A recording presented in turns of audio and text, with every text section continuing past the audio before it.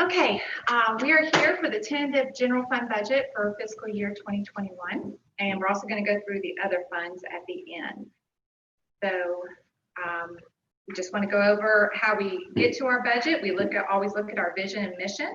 We're boldly committed to student success and ensuring an exceptional education that leads each student to becoming a high-achieving and responsible citizen.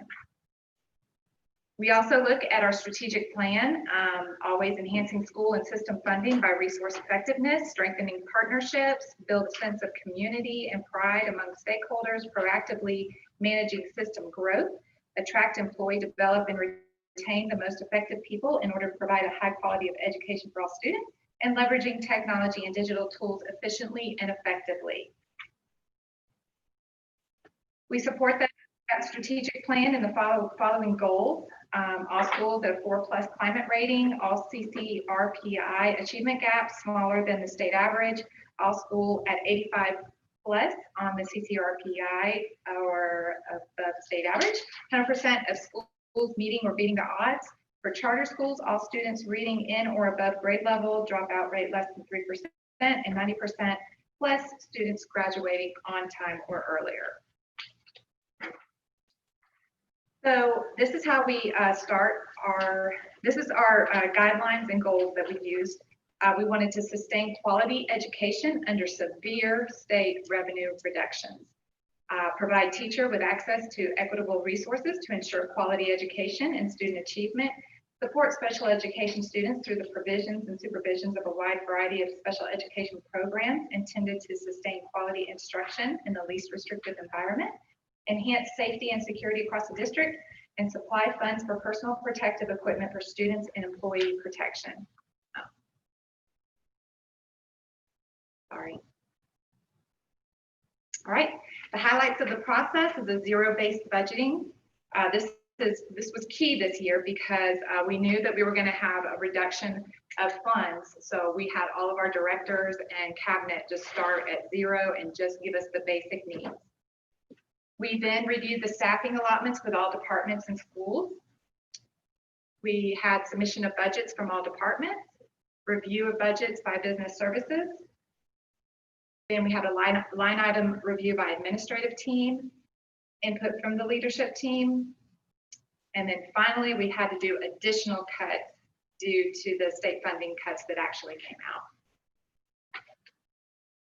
This is where we are today.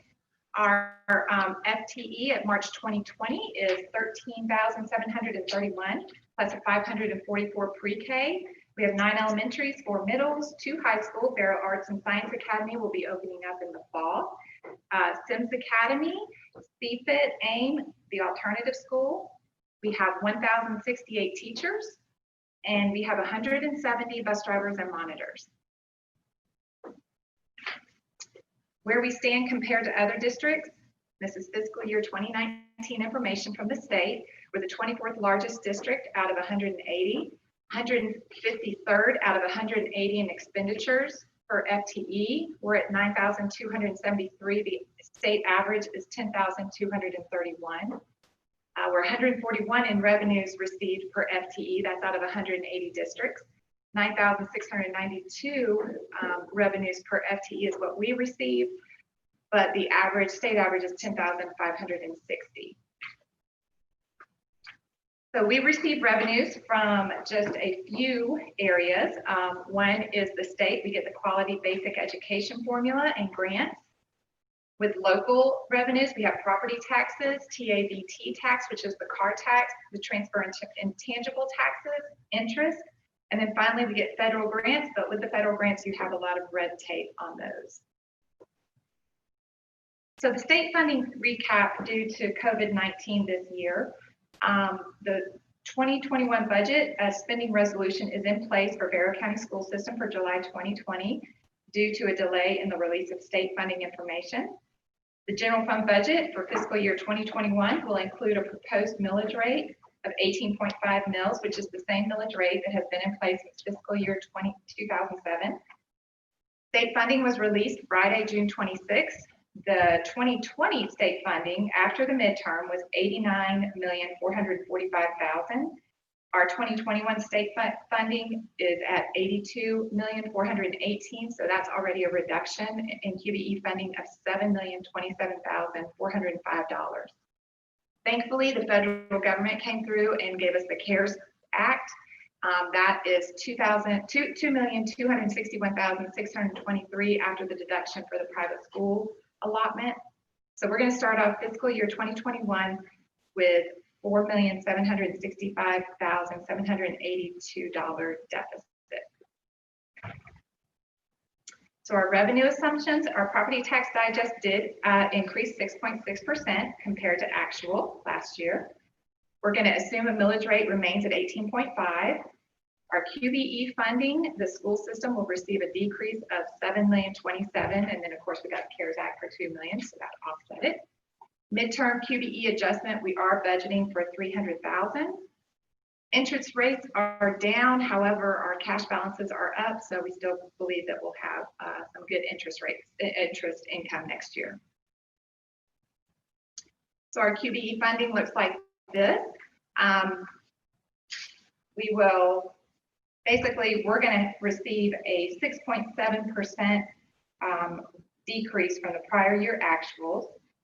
They took austerity out of there at $8.1 million is what the state took from Barrow County Schools, and that is a 9% of what we actually earned this year. Our property tax collections. Is that the austerity reduction? Is that basically the percentage that we ended up having to make up? Yeah. In total, 9% of what we earned. Okay. However, if you look at from last year, since we earned more, it's only like a 6.6% difference from last year. Yeah. These are our property tax collections by fiscal year, so you can kind of see the ups and downs. This is our tax digest. So our tax digest has grown, thankfully. But since 2007, we have had an increase of 2,466 FTE. That's basically more than a high school. That includes an increase of 634 SPED students. Our tax revenue per FTE was at 3,207. So we took our tax revenue and divided by our students, our full-time equivalents, and we got 3,207 per student. As you can see, before the recession, we were at 2,832. So last year in 2019, we actually got over that hump, and we're a little bit above that now. So just kind of cross your fingers that we keep on growing the right way. Overall budgeted revenues. So if you see there, the bottom line says we're going to have a $1.6 million reduction. That's because our property tax digest grew by $3.6 million.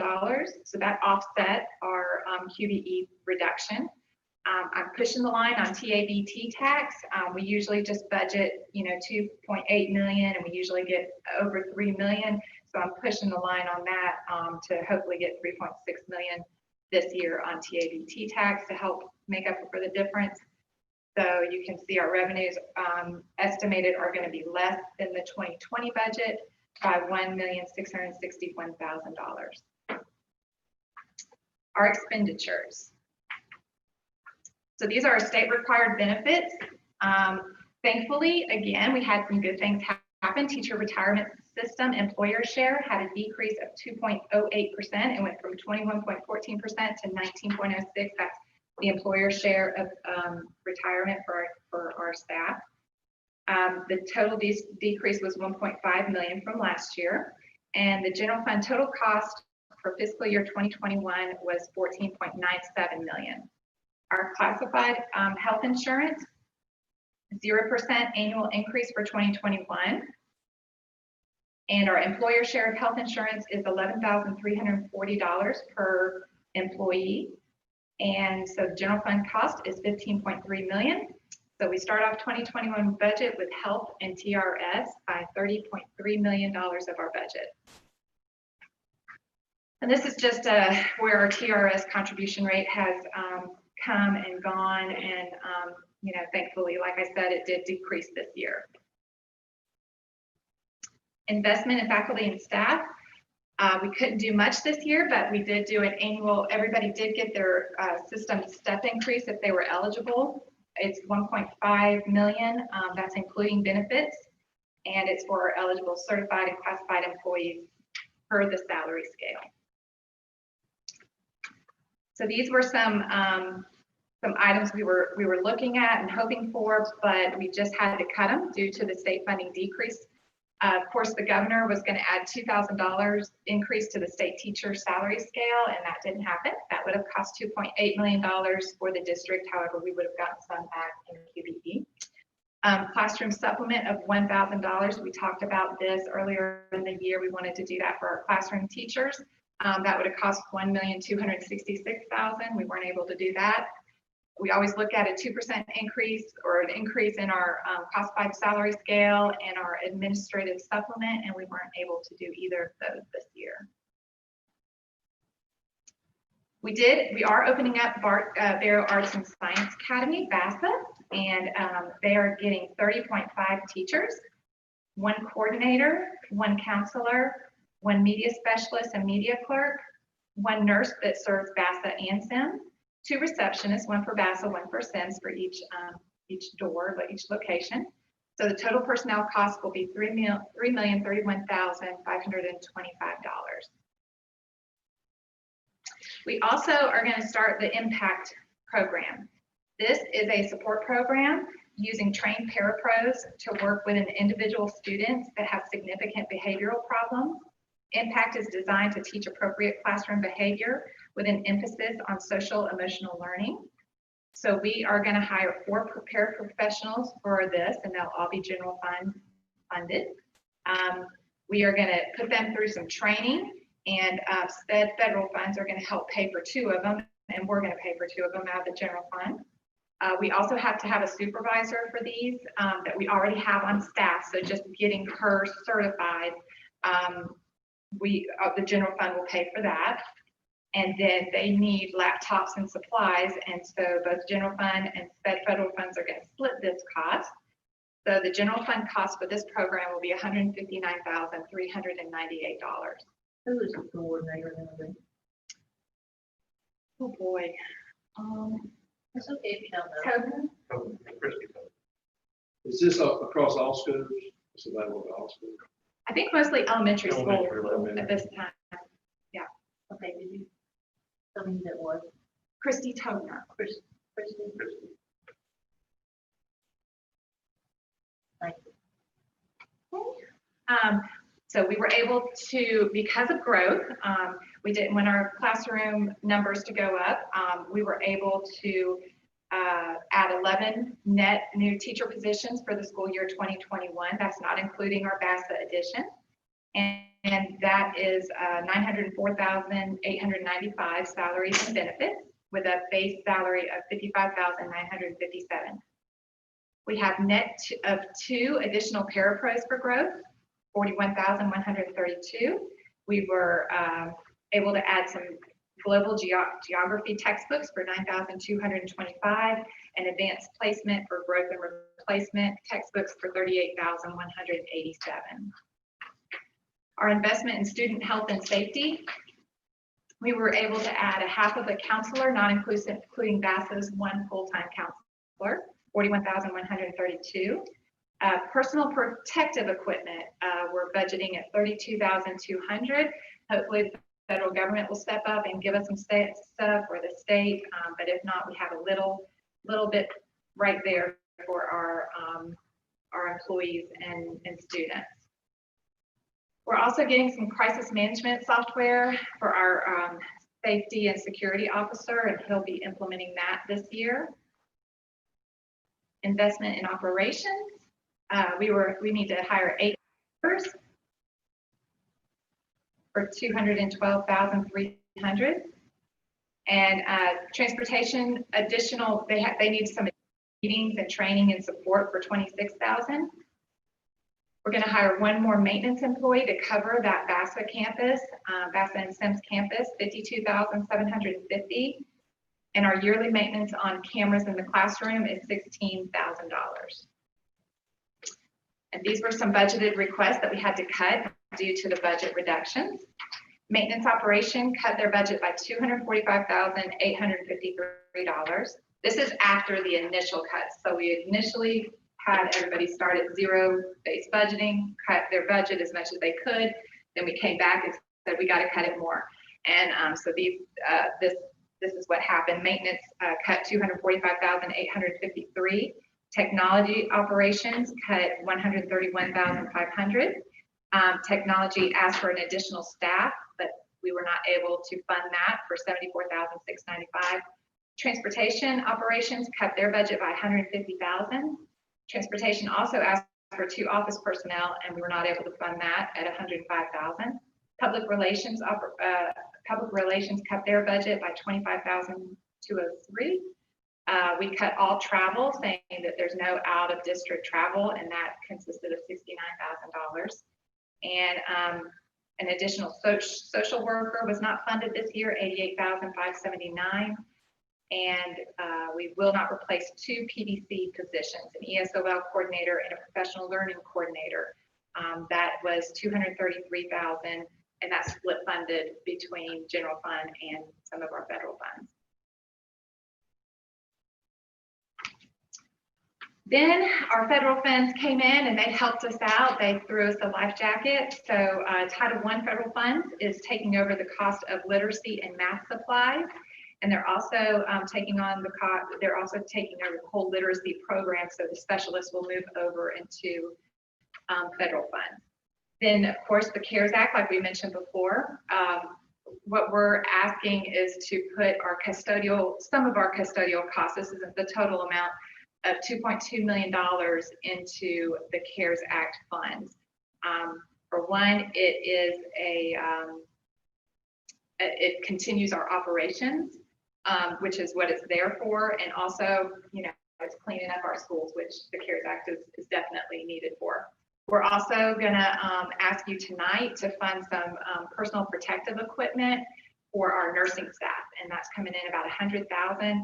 We're not going to fund it all up front. We're going to do it in phases because we just don't know what Corona is going to do next week.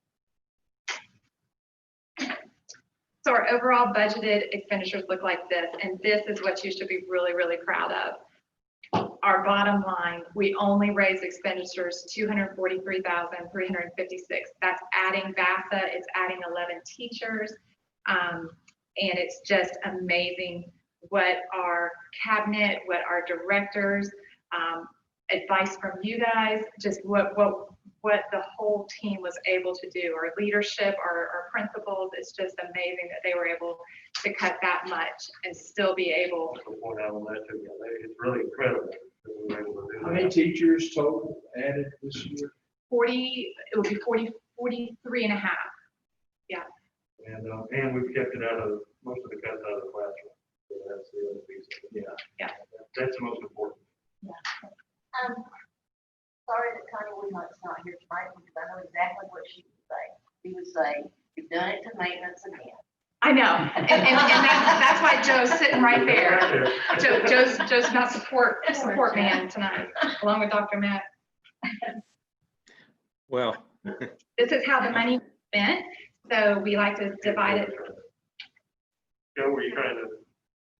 well, I would just say that, the board has been very gracious over the last several years to help us improve our budget. And so while it's tough to cut, you got us over the last several years in a much better position than we'd been in for some time. So it's a little bit easier to take that hit. And of course, everyone else is chipping in too. So we'll make it. 1 year, maybe 2, before we will figure right out where we were. I'm hoping we're able to look at this in 6 months and Me say we're too. in much better shape and we can Amen. correct some of that. Now, remember with that 2.8, we are taking 2.2 and funding it with the CARES Act. So he took a big hit, Joe took a big hit, but he's also able to use federal funds for part of his budget. Is it normal for them? No. will be an accounting nightmare for them, but we will get through it. How the money was spent. So we like to divide it between instructional, admin, classified, and then the operations part of it, which is not salaries. So the top part, the salaries equal 121.3 million, and the bottom is 16 million. So there's not that much to cut. I mean, that's electricity. That 16 million is electricity, water. It's partly janitorial. It's our transportation department. It's amazing how small the budget we get by with. This is just a visual of the same information. 73.84 or 73.4% is instructional salaries. 73.3 is almost 77% of our budget was spent in the classroom. And then, of course, our breakout between salaries and benefits and all other expenditures, 88.3% of our budget is in salaries and expenditures. Okay, we're doing good with time. And that was, that's up, normally it's 86% is in salaries. Last year it was 86%, so we're spending a lot more on salaries and benefits because we had to cut some of our operational cuts. So this is what our budget looks like. Our revenues are 132,860,688. Our budgeted expenditures, 137,457,425. Now this is our fund balance that we are anticipating. Our 2019 financial statements had us at $24 million in fund balance unreserved, which is fantastic. Last year, we are anticipating revenue of $6 million because we cut off operations, so early in the month, and people quit spending because, we threatened them. And we had a good year to help us get through this next year. So the loss of $4,596,737 could be taken out of our fund balance if you so desire. And then that will leave us with an unreserved fund balance at the end of fiscal year 2021, estimated at $25,403,263. And of course, the 30 million fund balance is not a definite, but that's just a good estimate. And this is what our fund balance has done over the past 13, 14 years.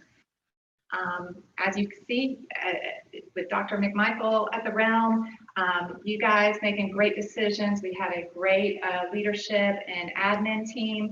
So we were able to get our fund balance up there to where we're ready for this year. Maybe not next year, but this year.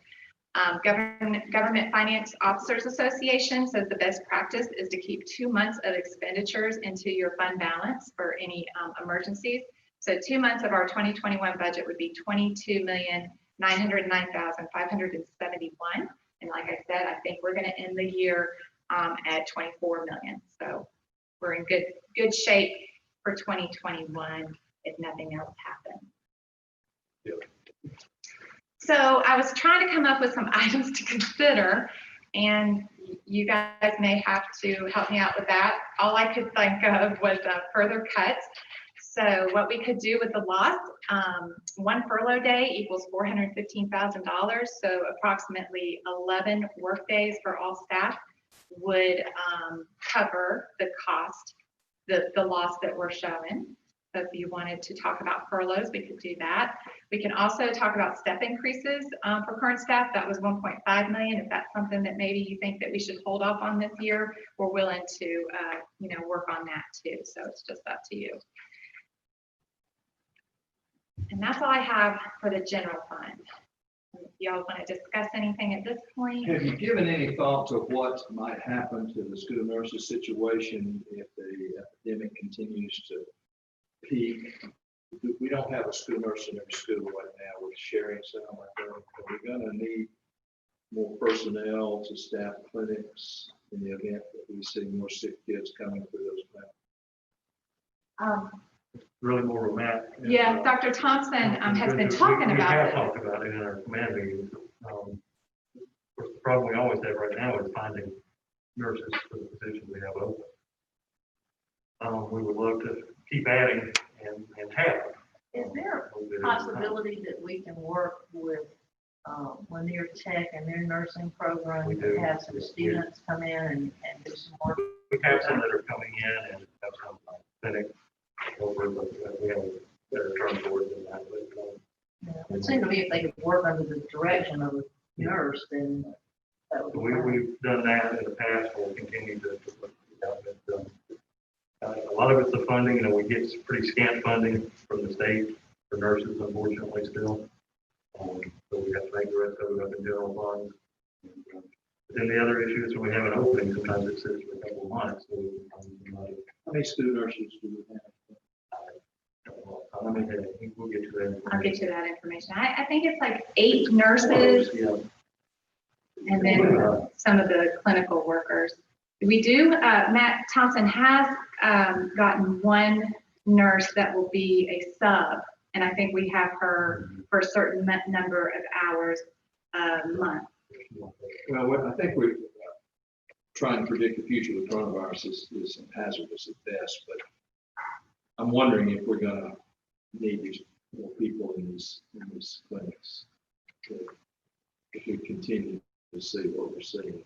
Even monitoring the, if you come to school with a runny nose, you have to go home until you can figure out if you're cleared or not, just those types of things. I think we're gonna see a lot more teachers saying, go to the clinic, because, trying to keep their classroom safe, which is understandable. And another concern is the space and the pressure. Because if you do have multiple kids, Yeah, we've already had holding areas. We've already set up holding areas for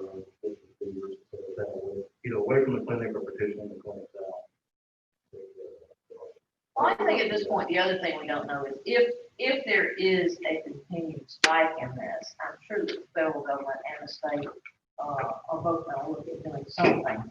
And I would think one of the things they would be willing to fund would be the nurses. I would think that'd be at the top of their priority list. But I think at this point, my look at this, I do not want any furlough days. I'm sorry. I don't think. And that wouldn't be right. I don't think we made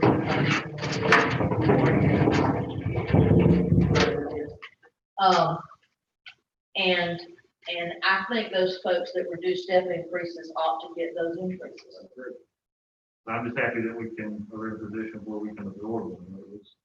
I wasn't sure we were going to be able to.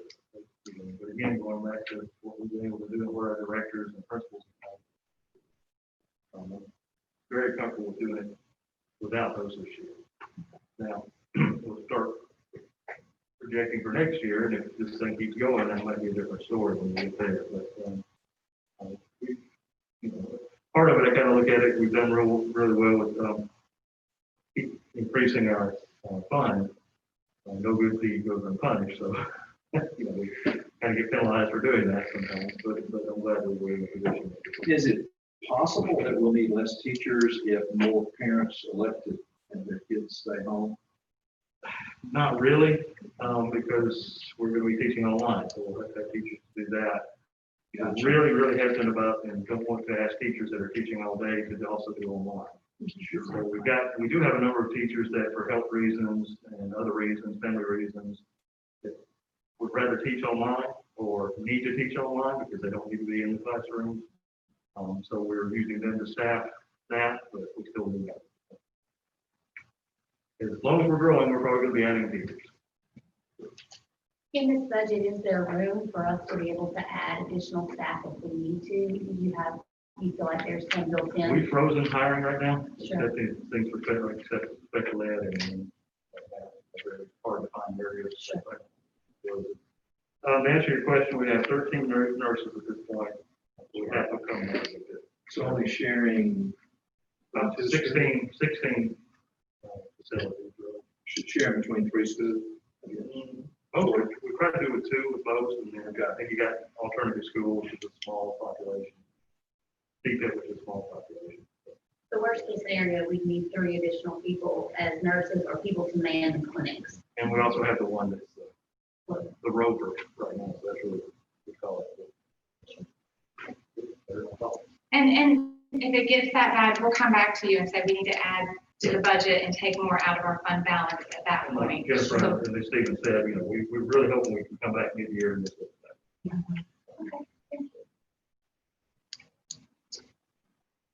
All right. So now we're going to jump into our other funds. Usually this is 2 days, so I apologize that we're cramming it all into one, but we're trying to not do a spending resolution for August. So these are all of our other funds. We have capital projects, debt service, Title 1, 2, 3, and 4, special education, vocational education, ROTC, education of homeless children, CARES Act, pre-K, enterprise funds, and school food nutrition. Our capital project fund, y'all know what those go for. That is our sales tax, and we get interest revenues. We also get GSFIC state reimbursement. Our expenditures are buildings, renovation, salaries, buses, and technologies. And salaries are only for a few of the guys who actually work on the building or who are in charge of getting the buildings going. And then, of course, we have to transfer out a huge amount every year for our debt service fund to pay principals and interest on bonds. So our capital projects fund, we're predicting $13.6 million in revenue, and we're going to use $33.9 million. However, last year we got the $44 million in bonds, and so our fund balance is at $44.6 million, and that's what it's for. It's for, we're going to get the bonds in 1 year, and we're going to spend them 2 or 3 years to get our projects up and going. Our major expenditures are going to be renovations of existing buildings, $14.8 million, additions to the West Side Middle School. This is only half of what it's going to cost because we're using like cash basis. So I'm thinking by June 2021, we'll only have spent 4.4 million, and we'll spend the other half on the other side of the fiscal year. VASA completion, $3 million, maintenance projects, $600,000, IT projects, $1.18 million, and buses and transportation, $874,000. These three, that's what they get allotted every year in their, they get allotted out of sales tax, this much to spend in their programs. The personnel that we talked about, the few people that are funded there, we have some audits and administrative fees that come out of there, $20,000. Our debt service, $243,000. So we have a couple leases that are in our capital project, and then of course our huge debt service going out to the debt service fund, $8.3 million. Our debt service fund is basically funded by transfers in from our sales tax, and our expenditures are just bond principal and interest. So our debt service for next year, we will spend $9.1 million on interest and principal on our bonds. And we're going to jump into federal funds. Our federal funds will be allocated in September, not June. These are all reimbursable grants, meaning that we have to pay for the expenditures and then request the reimbursement. But we have good cash right now, so that's not a problem. Projected expenditures and revenue are based on our 2020 actuals because we don't really know what we're going to get till September. And federal funds, we received approximately $6.7 million, not including school food nutrition in federal funds. Our Title I, the purpose is up there. The expenditures include instructional coaches, technology, parent involvement, liaison, instructional materials, additional para support, administrative salaries, and tutoring. For school year 2021, Title I is the one who's going to pay for our literacy program and some math materials too. The general fund could not pay for this due to state reductions, and federal funds stepped up and said we can do this to help not have furloughs because we need those materials in the classroom.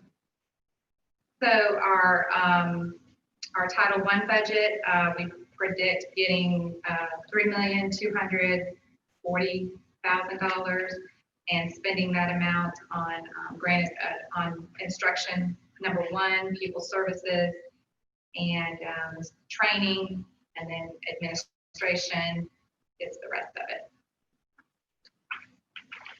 Our Title II is supporting effective instruction. This year, Title II, we are going to transfer that over into Title I so we can use those funds more readily. As I said before, we're not allowing any out of district travel, so that's going to limit these funds. So we went ahead and said, let's move them over into Title I, and we can use them in other areas rather than just teacher instruction and travel. So this was a good call on Dr. Eland's and Dr. Moten's, what they decided to do with this. So we should receive about $368,000, and of course that's all going to be transferred over to Title I to be used with improvement of instruction. Title III is language instruction for English learners. Our revenues are the federal funds, our expenditures are salaries, teacher stipends, professional learning, subscriptions to like Rosetta Stone, supplies and equipment for our English learners. So we think we're going to receive about $135,000 for this federal program, and we'll spend it on instruction and staff training is where the majority is going to go. Title 4A is student support and academic enrichment. So this is a good federal program to have. It provides all students with access to a well-rounded education, improves school conditions for student learning, and it improves the use of technology in order to improve the academic achievement and digital literacy of all our students. So this program we use for our student mental health. We use a lot of it for mental health services for our students. And this year we're looking to see if we can take some and use for our fine arts programs that really don't get a lot of funding. So $215,000 is what we're predicting that we're going to get, and the majority of it, $185,000, will go to instruction and $23,000 into staff training. Title 4B, this is our 21st Century Grant. This is a flow through grant that goes to the Boys and Girls Club. And it just provides opportunities for academic enrichment, offers students a broad array of additional services. These are our students going over to the Boys and Girls Club. So it's very beneficial to those students. And we think we're going to receive $328,000, $201,000 in instruction. People Services gets $59,000. We'll also need some transportation to get them to the Boys and Girls Club, and that's about $20,000. This is our SPED federal funds, Individuals with Disabilities Act, IDEA, and this is for our special education program in Bear County. It's child-centered education processes designed to address individual student needs. Our revenues, of course, are federal programs, special education preschool, and a high-cost grant. Our expenditures are para support, shared services with RESA, nursing support, administration, equipment, and instructional supplies, and they are also funding a portion of the IMPACT program like we talked about earlier. So they get $2.4 million in their regular SPED funds, and for their special ed preschool, about $72,000. And the majority of that is spent on instruction or pupil services and improvement of instruction. Most of that is spent in the classroom and on the students. Our vocational ed federal grants, these are Perkin grants that we get, normally $120,000. And our expenditures are on equipment, some membership dues, and supplies for our vocational students.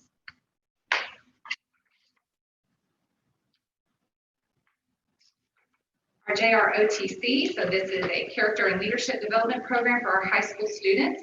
Retired Army instructors lead this program. They're funded through the Department of Defense for approximately 34% of the salaries, and the general fund covers the rest. So all you'll see here is the income of about $155,000 in federal funds, transfers in from the general fund of $300,000, and it all goes to instruction. Title IX Part A is for homeless children and youth. The revenues are our education for homeless children and youth. It's the McKinney-Vento Homeless Education Assistance Improvement Act.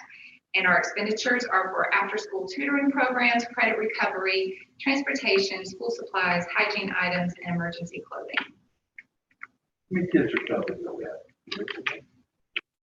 It varies, really probably won't know until we get started back to school this year.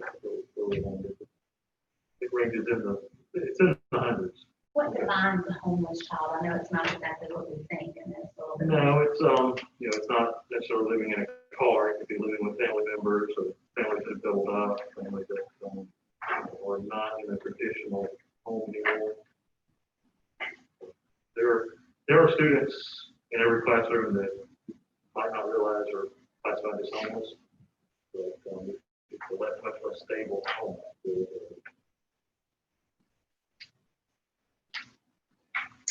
All right, and here's the CARES Act. That's that federal grant that came in, and we're using it for continuing of core staff and services. This is one of the items that you can use it for. Restore any potential LEA fiscal year 21 budget reductions due to decreases in state or local revenue. They cover the cost of offsetting the need to furlough, which is exactly what it did, or reduce salaries to any state or locally funded school-based staff. And the revenues, of course, are federal funds. The expenditures are going to be janitorial contract labor, personal protective equipment, and the private school portion that I believe they're going to spend on janitorial supplies too. So we're expecting 2.3 million. The private school will get about 90,000, so that will leave us with the rest. What's the private school? Bethlehem Christian Academy. This is our pre-K program. It's a lottery-funded educational program for Georgia's 4-year-olds to prepare children for kindergarten. Our revenues are state lottery funds and transfers from the general fund, and expenditures are salaries and benefits for teachers and parapros, equipment, materials, supplies, and administrative salaries. So we should get 1.9 million. This is not a self-sustaining fund. General fund does have to supplement a little bit, so we're expecting to spend about $194,000 on this fund. Part of that, the main part of that is that we match, some districts don't match pre-K. Teachers pay, prepare for pay, up to what the other teachers make and we do. How many kids we got pre-K, you know? 544. All right. Thank you. And to answer your question, we had approximately 400 last year. That was the homeless, Homeless people. not homeless preschool. Enterprise fund. So this is our after-school income and expenses. We had to set this up a couple of years ago due to Georgia Department of Audits telling us to do it. So this is only in elementary schools. The revenues are fees for providing parent or after-school or before-school care. And our expenditures are salaries and benefits for the actual workers, materials and supplies, and administrative salaries. How did we come up with those figures? They have been in place for 40 years, I think. And haven't Same changed. amount of money for 40 years? It's been a while, not been in 40 years. But it hasn't changed in a long time. Then I want to look at that. We just changed the time. I don't think this would be a good year. Dr. Mack is kind of saying that same thing. Let's kind of keep it even keel this year and then do some. Well, we can look at something for a year and then we'll have had a year to make a decision and it'll be a good one. Actually, it'll be a team decision. Yes. I'd say we should do it next week. I'm just saying. Let's look at it. Let's look at it. All right. School food nutrition. So of course, this is our school nutrition program. Our revenues are federal funds and sale of meals. Our expenditures are salaries and benefits for all of our awesome school food nutrition workers. Our food purchases, supplies, and equipment. So we think we'll get federal funds of $7 million. Our student and adult sales, $1.4 million. And so just the school nutrition program in general should cost us about $8.7 million next year. So this is all of the other funds. We have special revenue, then we have that one enterprise fund, we have the capital projects fund, and the debt service fund.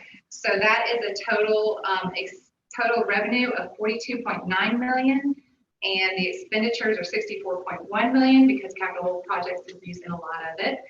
So that's why it's off. So we're going to be asking you to approve these budgets.